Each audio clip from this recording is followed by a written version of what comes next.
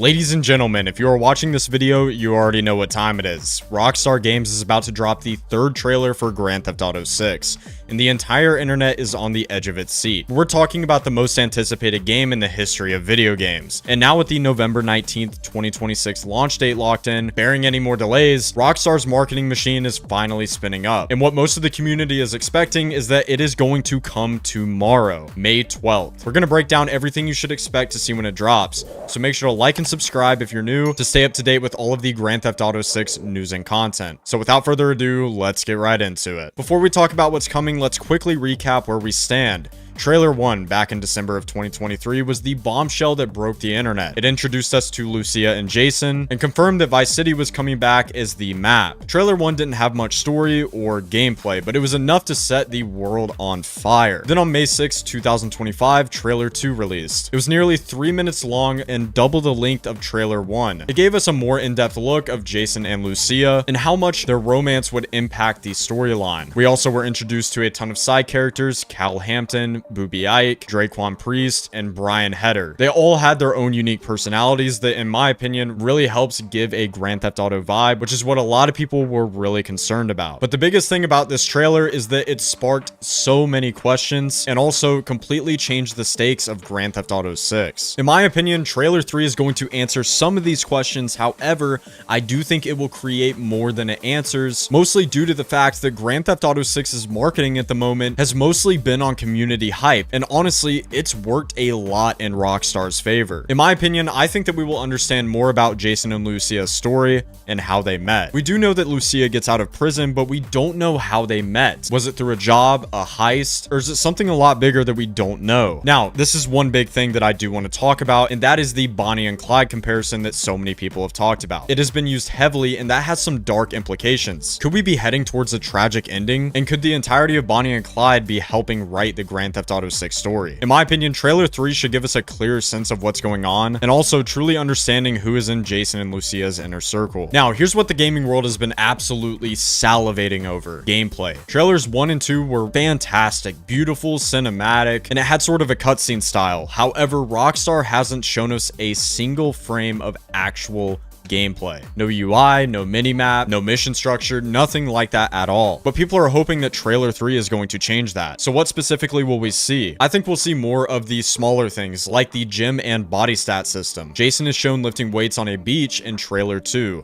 The plates on the equipment have logos that have LED fans to theorize that a San Andreas style fitness mechanic is back. If Trailer 3 confirms this, people will go absolutely insane, because this could also possibly tie into aging, which has been talked about ever since like 2019 or 2020, which would be really cool if in Grand Theft Auto Online, your character would just age. I also do think we will see safe houses and property customization, and we did see Lucia and Jason's home in 2 different states across Trailer 2, once rough and under renovation, and then once more furnished and lived in. Trailer 3 should show us how the system works, and also, are you going to be able to upgrade more properties, decorate them on multiple? And the biggest thing to think of is Red Dead's camp system, but for a modern open world. I also think we're going to get more in depth in the hacking and technical mechanics. We do see some of this in Trailer 2. However, I think with artificial intelligence, especially how rapidly it's advanced over the past couple of years, I do think that security systems, computers, phones, everything in Grand Theft Auto is going to be even bigger than what we could ever imagine. In my opinion as well, I do think that we will see some social media being released, and what I mean by that is through some of these trailers,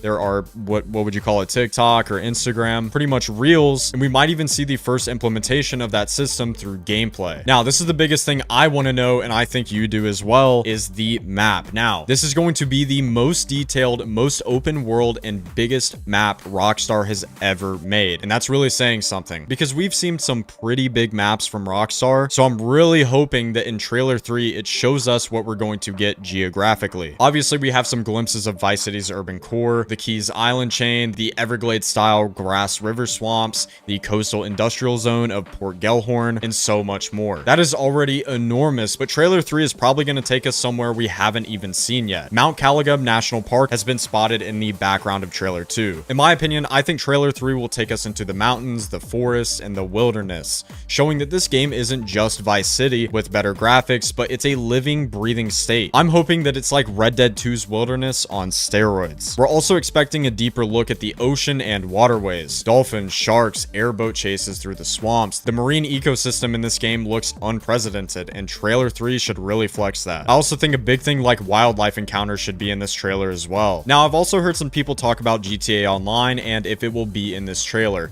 In my opinion, I do not think so, and here's why. They usually wait for GTA Online to release a couple of years or maybe even a year after GTA's story. This is because GTA 6 will just have such a massive story and so much content that online really won't be needed for a little while. Again, it's possible that they do show us online and that online could be released sooner than we think.